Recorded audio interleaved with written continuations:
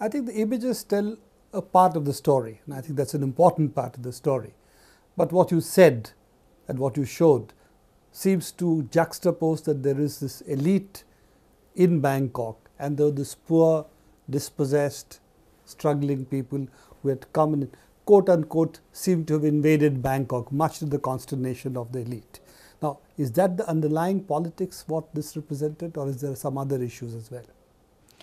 Well, that is one of the issues for sure, but but that has a history. There's a longer and deeper history of political exclusion and social and economic exclusion.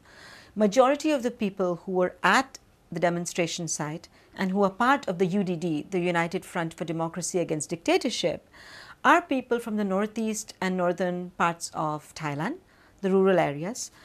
Some also from the center, east and the southern parts of Thailand, again rural, many urban poor, from the peri-urban areas in Bangkok, and those who were able to take off work and join the protests, who feel that just for too long their issues have been ignored, that they've been looked down upon, they have been considered stupid, ignorant, uneducated, because they don't have, the finer things of life.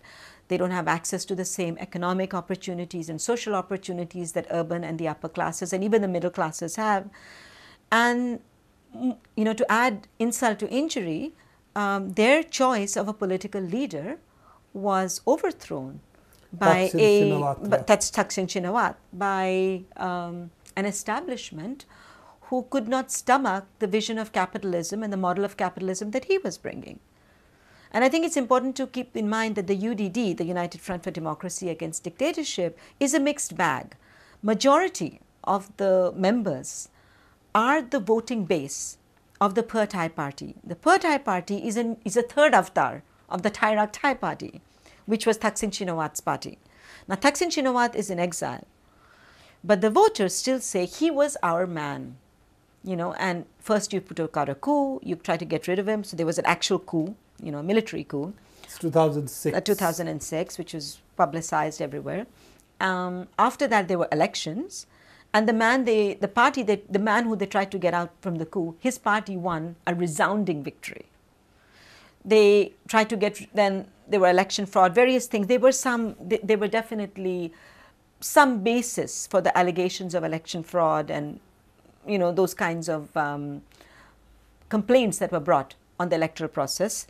So the Thai Rak Thai party then became the People's Power Party, which subsequently had other problems, which then became the Pheu Thai, which is the Phop Thai People Party, and so on. And even that was through a sort of constitutional coup, then removed from power. And the Democrat Party... Parties were dissolved, actually. Yeah, well, the earlier parties plus this. The Thai Rak Thai party was dissolved, and after that, the People's Power Party was dissolved, which was then reincarnated. The same electoral base and the same leadership then sort of realigned themselves. Many people were banned from running for elections for a few years. Those politicians who were still allowed to be in politics then formed the Pheu Thai, which means Pheu Thai party.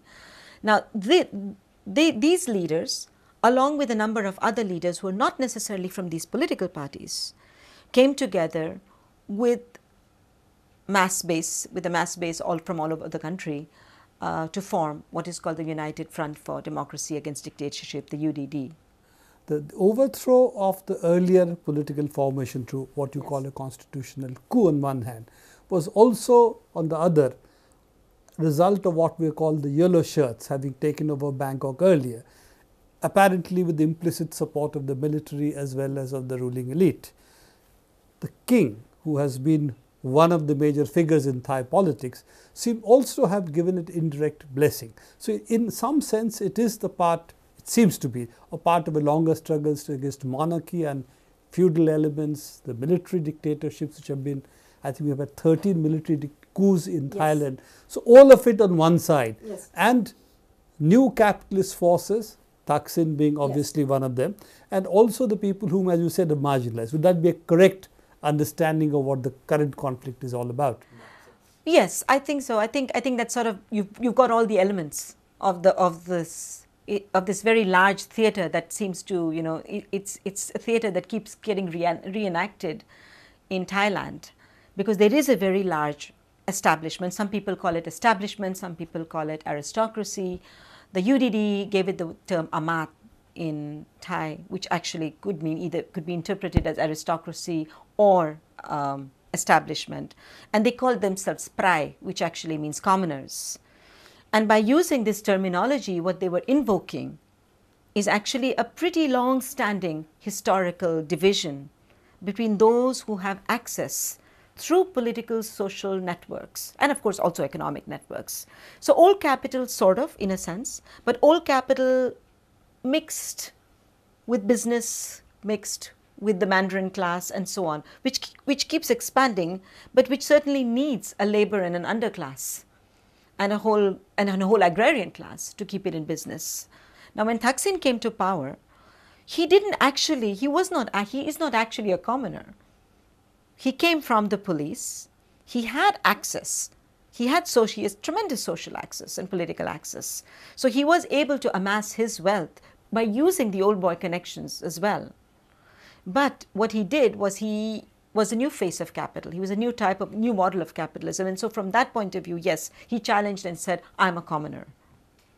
Although the man is so wealthy that even the loss of 63% of his assets in Thailand doesn't prevent him from doing whatever he wants to. So he's a different type of commoner, I guess. But interestingly enough, Thailand in that sense has been a monarchy. The monarchy has not been a bystander or a constitutional monarch. He has always wielded his power behind the throne, behind the scenes, sometimes openly.